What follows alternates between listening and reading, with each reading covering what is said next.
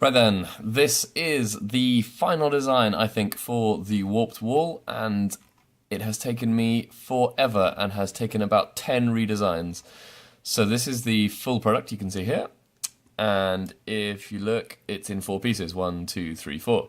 So I'll just quickly run through how those pieces work. So the idea is that you have the whole warped wall there, and then each piece is connected to each other piece with steel bolts through the 2 pieces of wood, the joists, and then they clip off at the top. You can see I've designed a crappy little clip.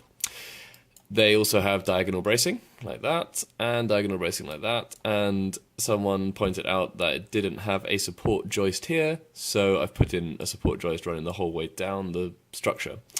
I realized, much to my dismay, that the width of the wall is much, much too big to fit in storage or in a van, so I had to split it yet again to make it 4 pieces. I was intending only to do 3, so I split it there and also there, which has made it very, very complicated and required a great deal of redesign.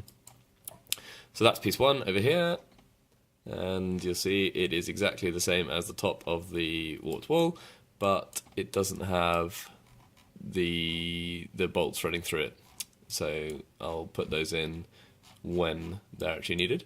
Then this is piece 2, which is exactly the same. Like I said, it's got no bolts running through it, but it's got all the pieces that are required by the front of the wall, the warp section. So it's got all the bracing there, you can see. And then this is the 3rd piece, which is the bottom of the frame. And this was the one that I had to redesign, which took so long. And yeah, you can see that it's a full square with diagonal bracing running across there. I may put one in here, but I'm not sure it's necessary because it's got so much running around. And then this is the final piece, which is the very bottom and the front of the warped wall. And I think this is probably going to need a diagonal piece because it's going to be taking quite a lot of damage. But then you can see that it's got bracing against the wood, against the plywood front there, which the angle's not great on, but I'm not sure how much is going to matter. It's only very low support.